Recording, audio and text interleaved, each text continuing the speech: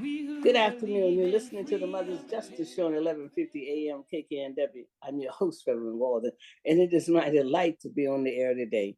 And I want to thank all my friends and all the people who continue to support Mothers for Police Accountability. And no, we cannot rest until freedom comes. And I've got Mr. Ryan here. He's part of that out front kitchen, not backroom kitchen, stirring up some good old gumbo down from Louisiana with all the hot sauce in it, ready to burn people up with hot sauce. Come on, Mr. Ryan, burn it up. Yeah, okay. Well, I'm saying right now, Vice President Kamala Harris is burning it up. And I'm just so pleased that my daughter was involved with the organizing of the women. As a matter of fact, last week has only been, we just going on our second week, and $200 million, and all these folks just so excited about politics again, and some hope for people in America. But we're doing some things locally too, and I see Reverend Dr. Leslie D. Braxton from the pastor of New Beginnings Christian Fellowship, and Kent Washington has joined us. As you know, Reverend Harriett, Reverend Braxton has put together, along with his team, a town hall on Project 2025 that will be at 7 o'clock on this Wednesday at New Beginnings Christian Fellowship. Is what 19300 108th in Kent. So anyway, welcome to my show. With the plan. So let's hear from the man with the plan. Yeah, welcome to Mother's Justice Show. I don't think you've ever been on my show before. So we've been on there since 2014. So welcome. Well, I'm honored to be on it, Reverend Walden. On this coming Wednesday, 2 days from now, we will be pulling together elected officials, and people like Lyle Quazim for the Tacoma Black Collective, Shalice Sechrist, the Washington State NAACP, and Lem Howell, retired civil rights lawyer and one of the architects of the Lauren Miller Bar Association, to be talking about Project 2025. I mean, that frames the agenda that conservatives in this country have for the next presidential administration, if they're going to be a conservative in the White House, or conservative serving their agenda. And it's really to wipe out all the gains of Blacks and men and other subordinate groups over the last 75 years. And they complain about DEI, but DEI really does define the agenda of progressives, which is diversity, equity, and inclusion. And so I embrace it. We're all about diversity, bringing equity and inclusion. So Wednesday, 7 to 9 p.m., they're going to bring some initial statements, and then close to half the time is going to be spent in Q&A with the public, so that the public can not only be brought into awareness of the content of Project 2025 and the threat that it portends to all of our individual rights and how it impacts us individually and collectively, but then to be able to ask their questions of these people who certainly are experts in the fields of legislation and public policy. And we invite all. It's free. Everyone will be subjective to what's going to be tight security. We have metal detectors. Bring your stuff only in clear bags and small pouches that may be subject to search. Well, would there be access or a follow-up for people who can't make it? I mean, just because and it's not going to be on Zoom, so will there be like something written or something sent out to community people like myself and other people who can't be there? It will be live streamed. Oh, it will be live streamed. It will be live streamed. Okay. It's a town hall. Of course, we prefer for folks to be there. I think the dynamic is better, and I think people. I think anything is always better live than online, right. But we do use technology, so we are live streaming it as well. If you look at the flyer that's out there, it has the information for the live stream. Okay, because I'll be one on live stream there. Well, I'm just so happy about this because, this is 2025 is just an add-on to the Southern strategy. I was trying to tell people about the Southern strategy for a long, long time, and people just didn't get it. I mean, because this is a payback to LBJ. I mean, when he signed the Civil Rights Movement, if you're from the South, The Jim Crow signs didn't come down right away. Some schools refused to integrate, and then that's why they started the Christian schools and the military schools. And so this is really, Reagan helped them with this, and then 45 just blew the lid off for them, you know. So it's ironic, Reverend Walden, that the July of this year, 2024, marks the 60th anniversary of that civil rights legislation. In fact, President Biden is on his way to do a observance of that. And he's announcing today that he's supporting and calling for 18-year Supreme Court term limitation, because they're the only branch of government that has no ethics. That's right. And you know, since people are living longer, it means that someone can really, without ethics imposed there, it's like almost immunity. You give people immunity and no ethics, and then they can be in a position forever, and they're living longer. You can really set up some corrupt institutions of power there that just are not good for a democracy. But I would like to thank Mr. Eddie Rye, because Eddie Rye has really been the engine. I'm not going to take credit for it. He's been the engine of this town hall on Wednesday. Working with him, working with one of our local icons, a man who's an institution himself, has really been a joy. He's still schooling me. He's too humble to take credit for it, but I'm one of his proteges. Well, you know, I appreciate that, Mr. Rye. You know, like I said, that Louisiana gumbo just keep on giving. You know, you know, his mother. You know, she's the queen of gumbo. You know, so you know, and that Pullman daddy that got him up here. So yeah, we're grateful. We're grateful. Actually, we're grateful for the people who came out of segregation, because we're the people who got we got the playbook. We lived it. We absolutely lived it. See, I never had a white teacher in my life, so I'm not assimilated. Never. I want to ask Pastor Braxton about the elected officials that will be participating in the town. Oh yeah, this is good. Well, we have Senator Patty Murray, obviously one of our two U.S. senators. We have Adam Smith, U.S. Congressman. We have Pamelia Jayapal, who's going to be participating remotely because she's actually in Houston, will be in Houston to speak at the Sheila Jackson Lee funeral on Thursday morning. So she couldn't be with us Wednesday evening physically, but remotely. She will have a presentation, and then Marilyn Strickland. And so I think with our elected officials at the federal level, combined with community organizations like the Tacoma Black Collective, NAACP, Washington State head, and then someone like Lim Howe. I mean, you think about the knowledge that you have there, the wealth, bringing their perspectives. And then we're going to do some voter registration. Tables will be set up to get people registered. Wonderful. And also information that, you know, in Washington State, if you register, you can register as early as 16. And then you can't vote at 16, but you start getting ballots automatically at 18. Right. And so that's a program we need to tell people about. And then talking about how to get people out to vote, to bring friends out to vote, to return their ballots, but also how to impact our friends, colleagues, and neighbors in other states, because we know pretty much how Blue Washington is going to go at the federal level. But you know, we want to have impact in those battleground states. And we need to look down ballot, because we got a governor's race going on. And I don't know about anybody else, but I'm not looking for former Sheriff Riker, who was there and contaminated the scene, a crime scene, when off-duty officer, King County Sheriff's Deputy Miller killed Robert Thomas Sr. When he went to his house and got his gun, but not his badge, and policed in his own neighborhood, despite the explicit prohibition. That's right. In the Sheriff's Deputy Handbook. And he was became part of the Tea Party, was a thorn in the side of Obama, and has voted for a federal ban on abortion. No, we don't need him to be our governor.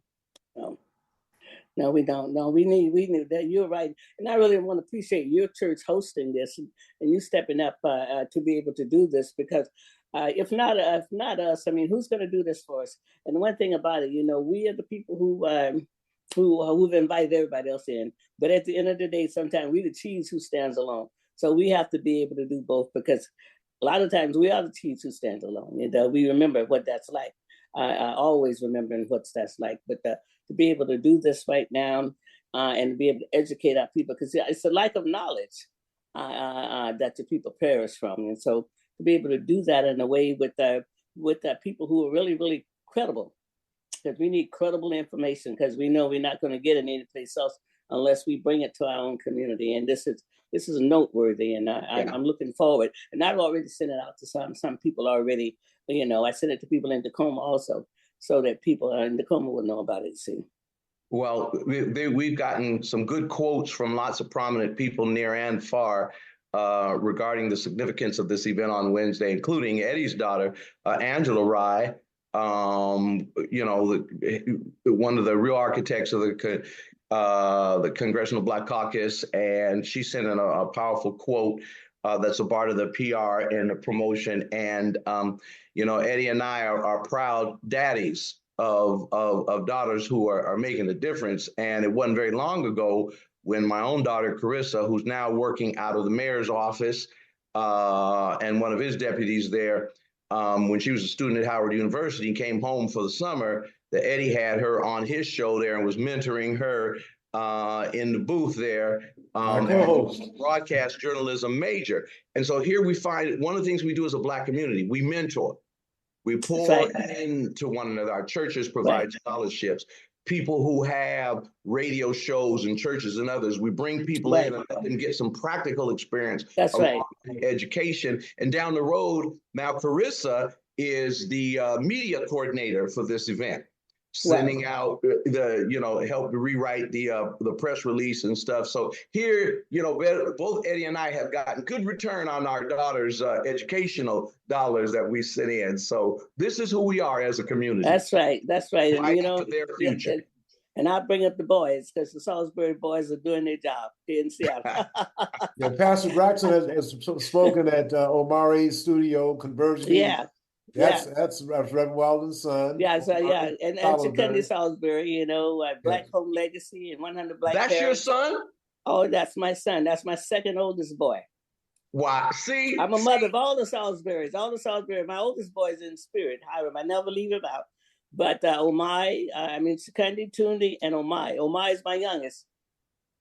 We keep coming back to this village thing, Eddie. And as I tell you, as a pastor, it's usually not until a wedding or a funeral where you see those family networks come together and you wonder, well, why is this person here? Why is that person there? And you find out that you've been standing between cousins and kids and parents all these years, and nobody said anything. They think everybody knows. And I had no idea that Omari was your son.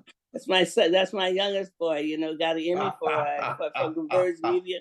Spent 15 years in Africa and all of that. So yeah, and I'm just so happy that we have our little pop-ups. You know what I'm happy about? Let me tell you what I'm happy about: the Black Rodeo. I mean, and all these people that's out there riding horses and the word cowboy came from us anyway. And it's like full circle. A lot of things they say they don't like us. I say, give us all our stuff back.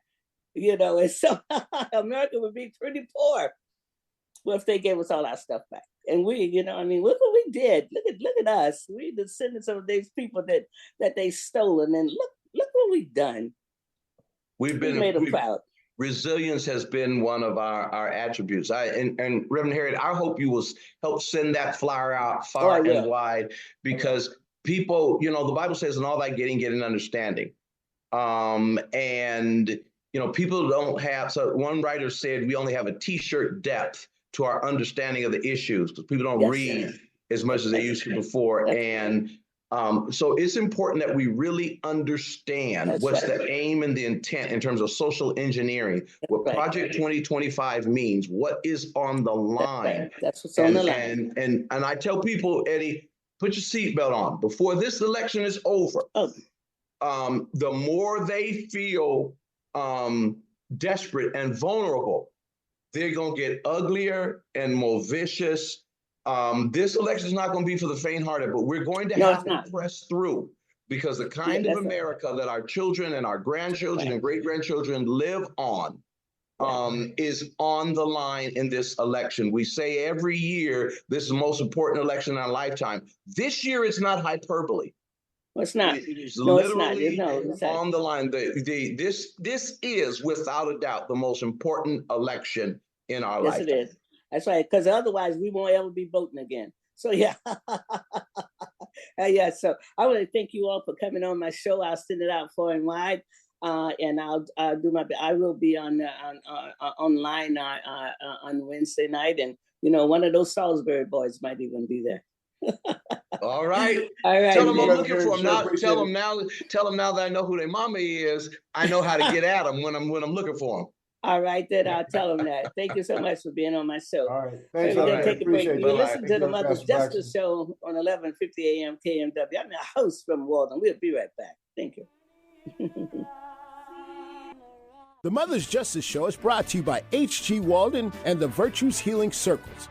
Join us for Wisdom and Wellness with Reverend Walden, a monthly virtual and in-person healing circle that focuses on community healing and growth. Learn more at virtueshealing.com. That's virtueshealing.com. Also, be sure to join our healing group on Facebook.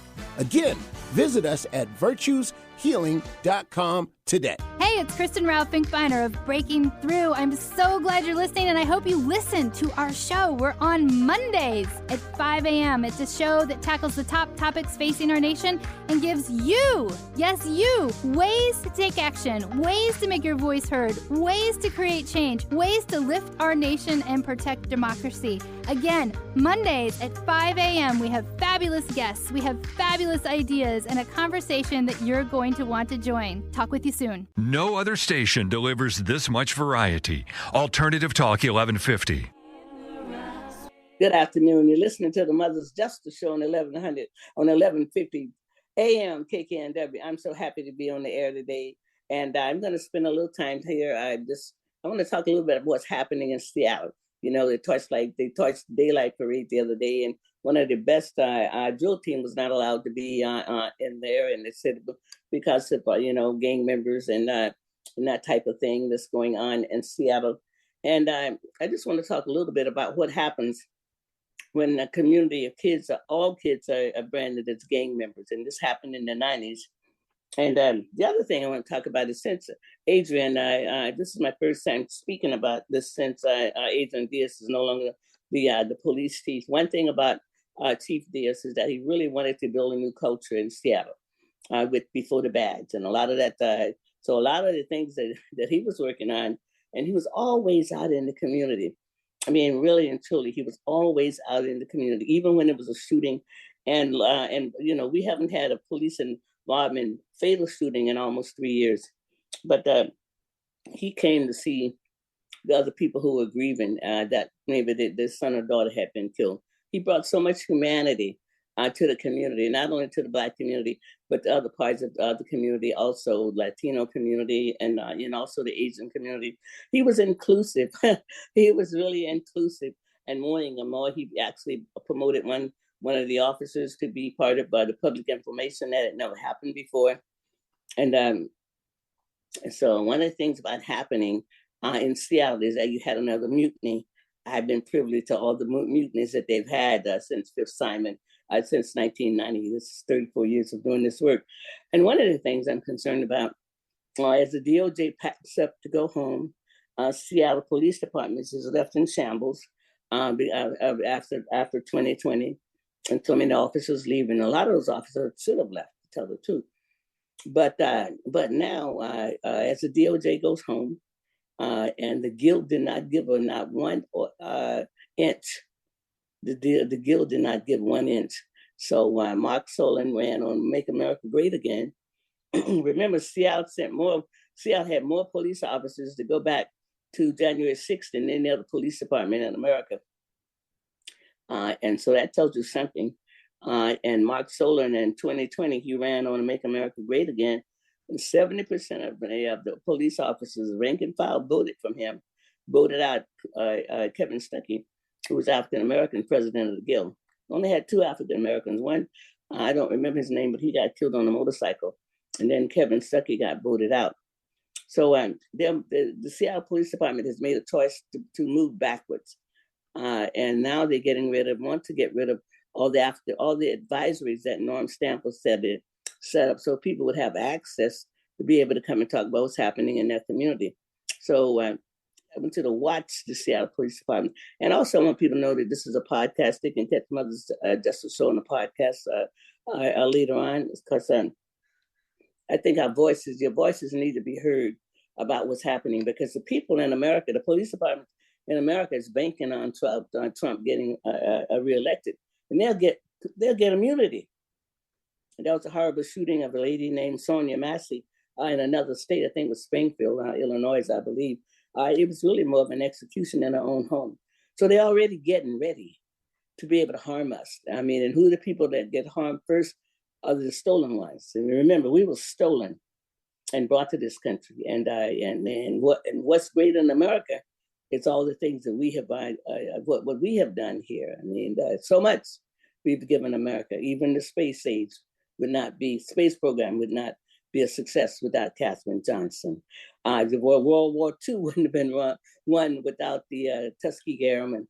So much has been given, and we paid the price. So much we paid the price, and I'm so grateful that my previous guests, Reverend Braxton and Mr. Eddie Wright Jr., brought us information about this town hall that's going to be out there on Wednesday at New Beginnings, and I can't stress you enough to go there, because all of this is coming after us at a time when our young people don't understand what's going on. I mean, they've been socially engineered. They're out there with guns.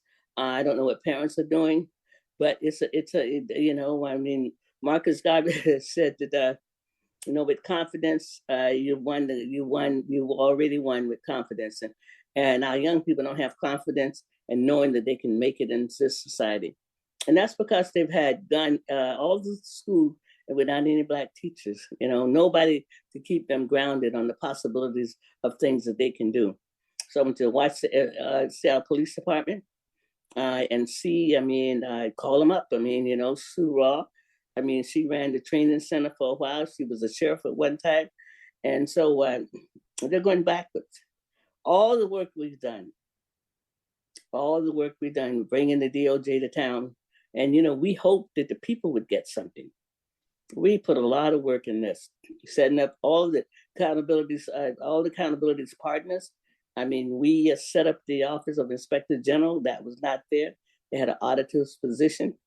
And for people who might be listening for the first time, I'm Rev Harriett G. Walden. I'm the founder of Mothers for Police Accountability. Started 34 years ago as Mothers Against Police Harassment. Been doing this work for a long time. I've been part of a lot of tribunals around the country, part of Citizen Alert, one time in Chicago, and the National Coalition for Police Accountability. So, I have over 25 years of working for police accountability and better policing, not only in Seattle, but around the country. And it's been a failure right now, we must say so, because the people are entrenched in being able to harm people and not get away. And most of the state is not willing to come up with be able to hold. Some of this stuff has to be done at the state level, because if we had help from the state level, then you would have more police accountability in every county. But as long as the King County Council or the Washington State Labor Council is there, they stand in the way of really moving away from some of the things that keep police officers in place. Because police officers are only agency that they can have multiple shooters on there and nobody go to jail. I want you to remember one thing: if a hospital and the doctors have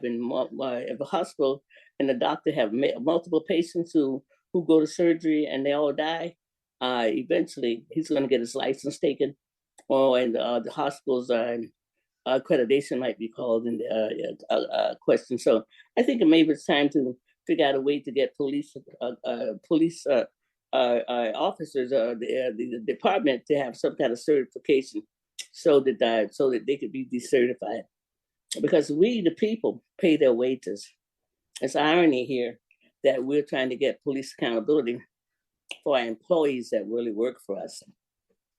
And one of the things I'm advocating for people to stop calling them public servants. I'm a public servant. I don't get paid. These are public employees. I think we need to change our understanding. But more importantly, I want you to see what's happening to Seattle Police Department since the Chief Diaz he's been set down. He's still getting a paycheck, but he's no longer the police chief. They're getting rid of, seems to be getting rid of the before the badge. A lot of the recruits who kind of dropped out, they were sort of like, I don't know, they wanted to program them out. And what we need is a culture change. We need new police officers, people who come into the force who absolutely see the other people as human beings. And not everybody is criminals. And some people are having a bad day. But everybody with a mental ill crisis should not wind up dead, especially when you call the police. And one of the things, mothers were responsible for bringing in the crisis intervention. That was our work. And yes, it needs to be tweaked a lot. People need to be able to get to a Harvard View or a place to get a mental assessment. So I just want you to be aware of what's happening and that all our kids are not gang members. And we have to make sure that we understand they're not all gang members. I mean, we don't say all white kids are multiple shooters that go and gonna shoot up a classroom. So all Black kids can never be gang members. Just because they show up with melanin doesn't mean that they're dangerous. That mean they have a gun, and don't mean that they're trying to harm you. I mean, some African American, some of our people have been killed just trying to ask for help. Manny Ellis down there in the Tacoma, he said he could not breathe, and it was no mercy shown to him. And those officers, not only did they walk, they also got $500,000 when they left. So, one of the things they used to say, kill a Negro, get a prize. And so that's what continues to happen. So I want us to be watchful. And as the previous guest talked about, this 2025 idea is to take us back to slavery. And one thing I didn't get to say is that this Supreme Court is like the Supreme Court we had in 1886 that agreed with that Percy versus Ferguson said that ruling said that a Black man had no rights that a white man had to adhere to. I challenge people to go look at that ruling, 1886. Brown versus the Board of Education overturned that and took Black people out of segregation, out of Jim Crow. Now, other people was not, Native Americans, I think, most Native Americans was either living on the reservation or they were living in the city and in the land that they had before the Europeans came. But the Negro was restricted.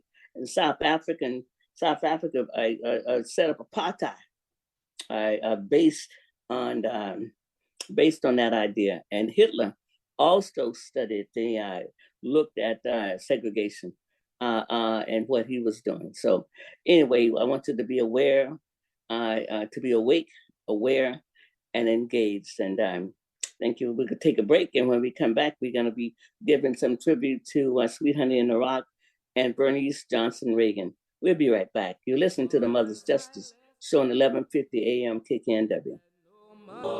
The Mother's Justice Show is brought to you by H.G. Walden and the Virtues Healing Circles. Join us for Wisdom and Wellness with Reverend Walden, a monthly virtual and in-person healing circle that focuses on community healing and growth. Learn more at virtueshealing.com. That's virtueshealing.com. Also, be sure to join our healing group on Facebook. Again, visit us at virtueshealing.com today. Staying active and healthy as we age starts with strong bones. To keep your bones strong, you need calcium, vitamin D, and regular exercise. A bone density test called DEXA helps detect low bone mass and bone disease called osteoporosis. If you're 65 or older, Medicare provides free bone density tests every 2 years. Ask your doctor to schedule yours. For more information on how to be bone strong, visit pathtogoodbonehealth.org. Find out the latest about your favorite shows on Alternative Talk 1150. Check out 1150kknw.com. Good afternoon. You're listening to the Mother's Justice Show on 1150 AM KKNW. I'm your host, Rev Harriett. It's my joy to be on the air. And I'd like to just continue here. I want to give tribute, musical tribute to Sweet Honey in the Rock, the founder, Miss Bernice Johnson Reagon. She passed away two weeks ago. She was the founder of Sweet Honey in the Rock. And she was so the group that's 40 years old, about going on a little over 40 years old, and it's a musical a cappella group that was started, and I actually, Miss Reagan absolutely had an encounter with Fannie Lou Hamer, and Fannie Lou Hamer, that song that comes on, it's about it's an Ella Baker song, but Fannie Lou Hamer was tired of being sick and tired, and she was a freedom fighter out of Mississippi, and was when they refused to set in Chicago the Democrats, so when it was still mainly the Dixiecrats. It still had some fringes of lots of fringes of racism there. And just for history, the Democratic Party and the Dixiecrats left the party and when they took over the Republican Party after Johnson signed the Civil Rights Act around 1963-64. So it hasn't been that long. Hasn't been that long. And so one thing about Miss Reagan, she was really wanting to use music to be able to be able to help the movement. Because it really was a movement, and to come along when she did, and to start a group that fit right into with what else was going on. Music has always been important. Not only to African Americans, to Africans, all people of the world. Music has been important, and what it does is that it touches us in a different way. And this music actually brought us lots of good songs. I saw Sweet Honey in the Rock. I was there the night that Miss Reagan, I think she retired here in Seattle many years ago, a few years ago now. I was at that concert, and to see them in person, it's really something. So if you haven't had an opportunity to see them in person, you might want to see, for what, when are they coming back this way? And one of the things she says, as I leave Sweet Honey in the Rock, I commit myself as long as I have breath to continue to find a way for you to know that I am still in the world.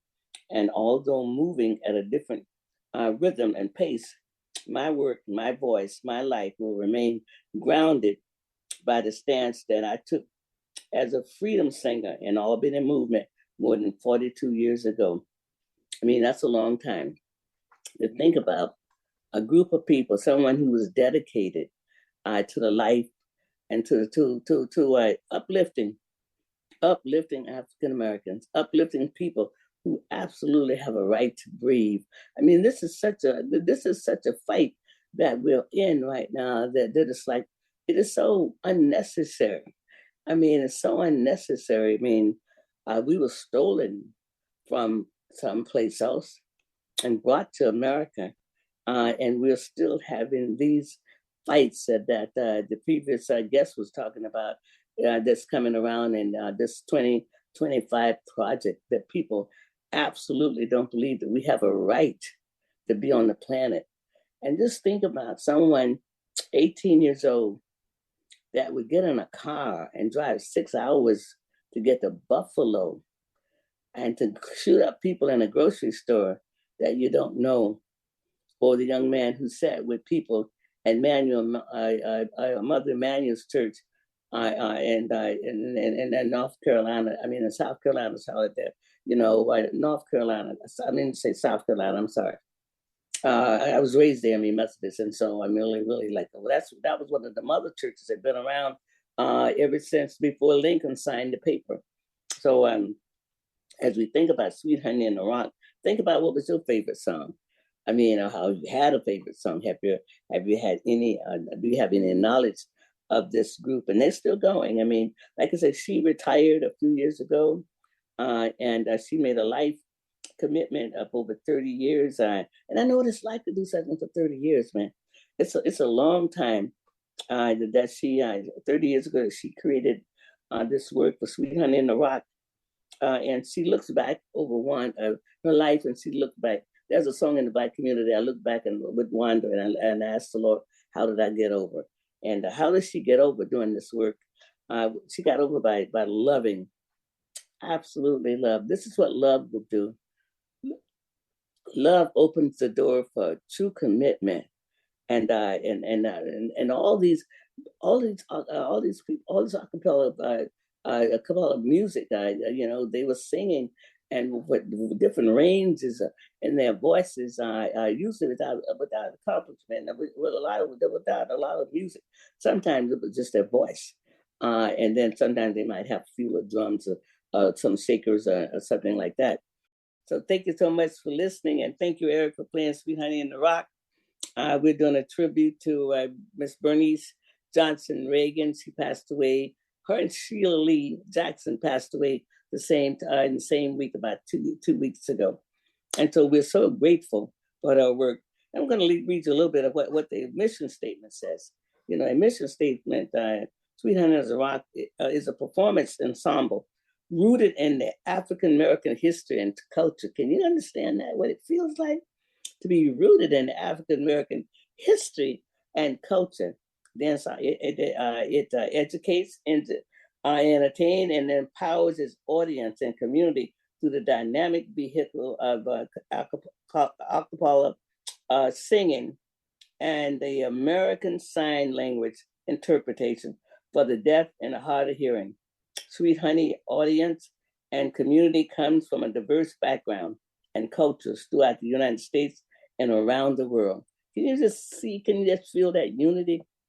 What it does, it brings you unity, it brings you hope. One thing about these songs is that they give you hope in times of trouble that we have right now. And it's on the horizon because hatred is on the rise.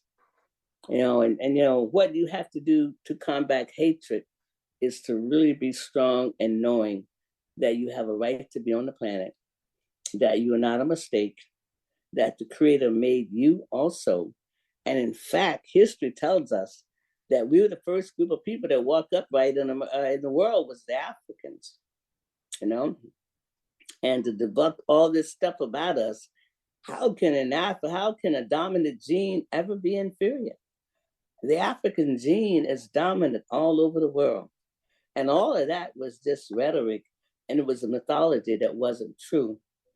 So as the patriarchal kind of fades away and moves on into the sunset, and unity and hope and generosity and all of the virtues that the Creator put in us in potential that can come to that would be the cream that rises to the top. Can you visualize that? Can you visualize unity? Can you visualize people absolutely building a world that works for everyone? Can you visualize the fact that we don't have to have war? That war is really out of style. Because if war could have got us to Nirvana, we'd have been there by now. We'd have just been in Nirvana. And here comes a group like Sweet Honey in the Rock that came along to just sing, bring hope and and spread the culture of African people with our generosity. People call it Southern hospitality. I call it African hospitality, because in the midst of hostility, we will still bring in hospitality. That's the nature of who we are. And I'm so happy to be involved with this side, to have heard them and to know what their mission is, and to educate people from all backgrounds, all political persuasions, all religious affiliations and sexual preferences, and all of these differences that make up the world. We're not the same. You don't go to a flower garden. You don't go to the arboretum and go and look at all the beautiful flowers and just see all the same flowers. Oh, wow. Aren't you just so wonderful, happy to see the diversity of flowers? If you haven't been out to Flower World, out near Malpe, that's off of Highway 2. You know, that's to be on the road all the time. I drove 45,000 miles a year for my business. I know where all of the cute shops are. I go out Highway 2 and get to Malpe. And if you go to Flower World, you see all the diversity. I mean, a place like that would not be around if they just sold one type of flower. Because it's the diversity of the flowers that make the garden. You know, I mean, I'm not a gardener, but I have such reverence for gardeners because they make the yard beautiful, and I get to pass by. And that's what Sweet Honey in the Rock has done and continue to do, is that, hey, they make the world beautiful. We need more beauty now. We need more smiles. We absolutely need more kindness. We need more generosity. We need more pass on kindness, pass on generosity, pass on love, pass it on. And it's for everybody. Isn't it amazing? I got a virtues card, and it's about love. And one of the things I said on the virtues card is that love is like a brand new baby smile. You know, they be smiling in their sleep, smiling at something. They're smiling because I guess they're glad to be here. And that's how I feel about Sweet Honey in the Rock. Oh, this is a tribute to Miss Bernice Johnson Reagon, who started the group 40 years ago. And this group is really something. I mean, what is done? You know, it embraces a wide range of music, including spirituality, blues, folks, music, gospel, jazz, popular, and world music. Sweet Honey draws upon the musical repertoire that spans tradition and original composition, indigenous and universal music. Sweet Honey has a long track of records with collaborating. That's a good word right now. We need more collaborators. We need to teach our kids how to collaborate. Collaborating with authors, composers, and all. I mean, designing their clothes and also welcoming the opportunity to connect with those with various artistic backgrounds, cultures, origin, and generations. But we're so grateful. We're so grateful for Sweet Honey in the Rock. We're so grateful that Bernice, she brought her light to the world, and it's still shining. Listen, it's still shining. Isn't that awesome? That's what it means when you bring your light for goodness. You bring light to shine in the world, and that light shines on so many. It shines on all of us, and it's like, we're better today. Our life is richer because she gave her life, and she lived her life doing this. And look what it does to the world. You know, that I'm just so grateful that I could just have a little time to talk about her. You know, we're going to take one more break because I want to end with what's going to happen on Wednesday. I'm going to re-announce what Mr. Rye and Reverend Braxton talked about. So we take just a short break and come back, and I want to talk about the event that's happening on Wednesday. This is Reverend Walden here. I'm your host. We'll be right back. Just a short break. The Mother's Justice Show is brought to you by H.G. Walden and the Virtues Healing Circles. Join us for Wisdom and Wellness with Reverend Walden, a monthly virtual and in-person healing circle that focuses on community healing and growth. Learn more at virtueshealing.com. That's virtueshealing.com. Also, be sure to join our healing group on Facebook. Again, visit us at virtueshealing.com today. Good afternoon. You're listening to the Mother's Justice Show on 1150 AM KKNW. I'm your host, Reverend Walden. I just wanted to end the show today reiterating the 2025 project on the impact it's going to have on us. And that's going to be a town hall on Wednesday, July 31st from 7 to 9 p.m. At the Reverend, it's going to be at New Beginnings. The address is 19300 108 Avenue in Kent. The speakers are going to be United States Senator Patty Murray, U.S. Congressman Adam Smith, U.S. Congressman a woman, Pernilla Jayapal, Lim Howard, retired civil rights attorney, is going to be there, and also Shalise Sechrist. She's the state of Washington. She's with the state of Washington NAACP. Has been around a long time, helping us. And so we need to go out to that. And it's also going to be, it's going to be also on online. I mean, for people who can't get there, it's going to be a reception. And come on out. This event is free, open to the public. Come with your questions, because we need this information. We need to know what's getting ready, what they're planning. And this goes on to back to the Southern strategy. But we have people who are coming out at New Beginning Christian Fellowship Church to present this. This is a win for us. Be able to get people who are in the know. You're going to get Congress. You're going to get the senator from Washington State. You have, you're going to get the senator, and you're going to get congressman and a congresswoman. So we have to be aware right now. We have to be aware, awake, and ready. I mean, it's not time anymore for all of this kind of rap that talks about all this other stuff. All the rap got to be, hey, get ready. Make sure you're voting. Make sure you understand what's happening. They've been planning this for a long time. It got started with Reagan. And then the former president let the genie of hatred out in the world.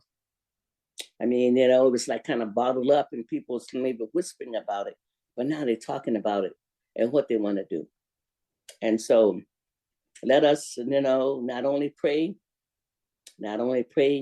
but work. We must work for the children. We must work for the children who are confused right now. And we must work because we are the people who can do this. And we can't rest until freedom comes. We who love freedom cannot rest until freedom comes. It's our responsibility. It is our responsibility. So make sure you're at New Beginning Christian Fellowship Church on Wednesday, July 31st, between 7 and 9, 2024. To be there to get some real understanding about the 2025 project and to bring your questions. And so it's at the New Beginnings Christian Fellowship Church. It's located in Kent, 19300 108th Street, Avenue, Southeast Kent, with Senator Patty Murray, U.S. Congressman Adam Smith, U.S. Congresswoman Pernilla Jayapal, retired civil rights attorney Lim Howard, and state of Washington NAACP Shalise Sechrist. So thank you. This is the Mother's Justice Show. Thank you for listening. I'm so glad to be on the air. I'm so glad to be well and be back. And then y'all catch us on the podcast. This is Rev Walden. You listen to the Mother's Justice Show on 1150 AM KKNW, and I'll see you next week. Thank you.